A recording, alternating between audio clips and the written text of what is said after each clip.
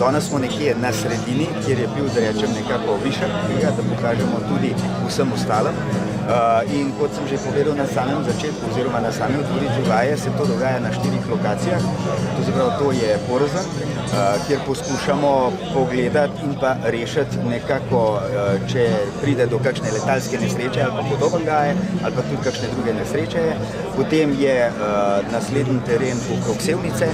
To se pravi, v Sevnici dejansko smo se, da rečem, navajali letalce na cilje na zemlji, to se pravi, kjer smo jih markirali kot teroriste. In pa potem smo bili tukaj v Gotenici, kjer je praktično videli se, kaj se je dogajalo danes, ni potreben komentar.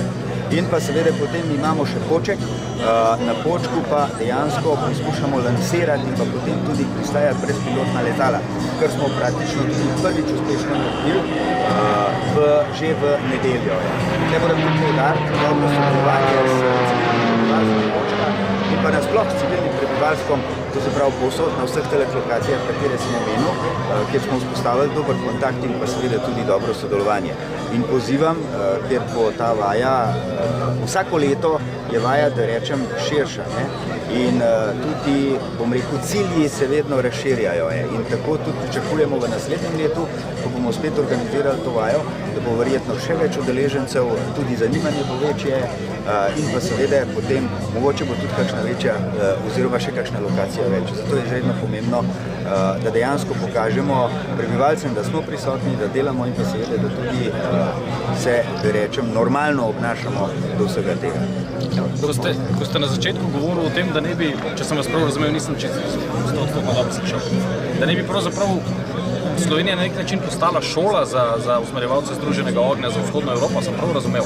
Tako je, ja, to je naš cilj, dejansko, da s to akcijo smo začeli in pa naš cilj je potem, da dejansko mi prevzamemo primat v vzhodnih Evropi in pa tudi za to področje Balkana, da rečem, najde bivše Jugoslavije.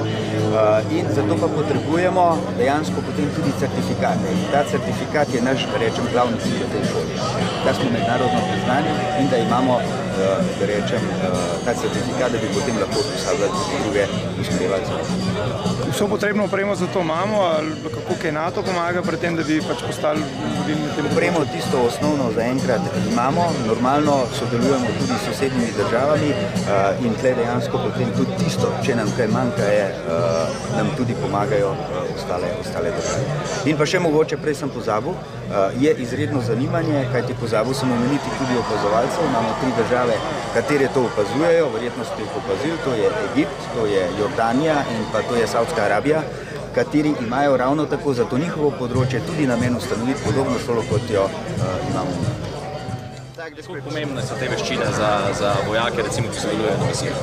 Tako je, v zadnjem časovnem obdobju se je taktika delovanja, predvsem v mirovnih operacijah, ko tukaj govorimo o Afganistanu, recimo kot primer, precej spremenila.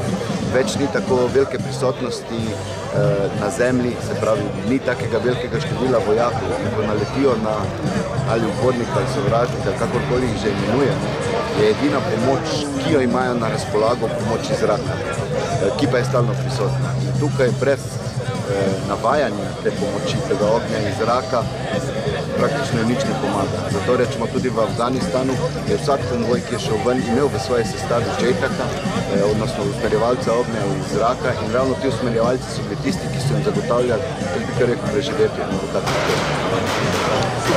Rad bi še dodal, da naši usmerjevalci ognja iz zraka, ki so sodelovali v operaciji ISAF, so vsi dobili NATO pozivni znak, kar pomeni, da jih je NATO priznal kot sposobne voditi NATO-va letala v območju delovanja.